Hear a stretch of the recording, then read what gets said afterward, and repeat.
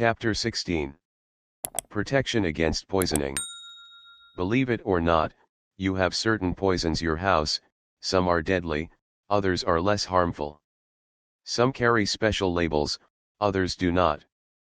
If you tried to do without any poisonous substances, you would have to eliminate shoe polish, paint, mothballs, matches, ink, cough medicines, talcum powders, soap, detergents, disinfectants, and many other items that you use every day. This means that you and your family must learn to live with all these different poisons and use them carefully and intelligently.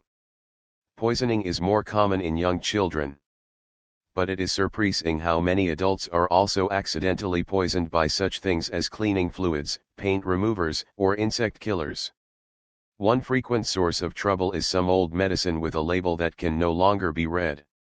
Other people are poisoned by taking pills or medicines in the dark. Better to go without medicine than to take such a risk. Young children are often poisoned by taking sugar-coated pills and other medicines that should have been kept locked up or well out of their reach. Preventing poisoning. 1. Throw all old medicines away. Keep new prescriptions always in their original containers. 2. Always read the label carefully before taking any medicine. If the writing on the label is not clear, do not take the medicine. Throw it away. 3. Wash all fruits and vegetables thoroughly before eating. Dangerous substances may possibly have been sprayed over these foods to protect them from insects and other pests. Be sure such poisons are removed before you use these foods. 4. Insect sprays and bug bombs should be used only in a well-ventilated room. Never inhale the fumes or spray. Do not use. 140. Protection against poison. These poisonous sprays around food, or where food will later be prepared. Always leave the room as soon as you have finished spraying. 5. Never keep poisons on the same shelf with your foods. You might take the poison by mistake. Keep all household medicines locked away well beyond the reach of small children.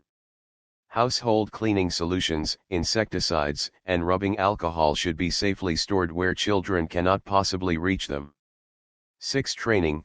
When your children are 4 or 5 years old, tell them about the dangers of taking any pills they might find around the house. Also, explain to them that leaves and berries from strange plants might be harmful. Make it a practice for them to take nothing except what you give them. If your child has confidence in you, he will usually accept your advice. First aid for poisoning. 1. Identifying the poison is the first step in selecting the right antidote. Always try to find the container. 2. Call the nearest doctor, giving him all the details as clearly as possible. Antidote for poison 141. 3. Induce vomiting.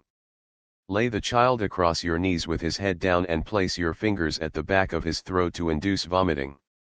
For an older child or adult, give 1 or 2 glasses of milk or the white of an egg.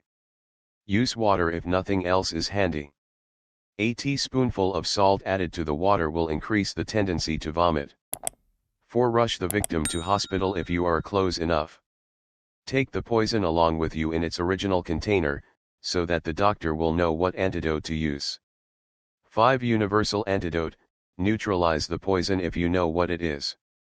If you don't, here is the universal antidote. Wood charcoal, 2 parts, burned toast may be substituted. Milk of magnesia, 1 part. Tannic acid, or strong tea, 1 part. Give 1 teaspoonful in a glass of water. Or one may give a heaping of teaspoonful of flour of any kind mixed in a half cup of water. Care of the patient. 1. Keep the feet warm and elevated to combat shock. 2. Support the circulation by the use of milk, strong tea, or coffee, or just plain warm water. 3. Keep calm. Do not become overly excited. Quietly do all you can to help the victim. Meanwhile, call your doctor, or take the patient to hospital for observation and treatment. What you do those first few minutes may prevent much pain and illness, and might even save the victim's life.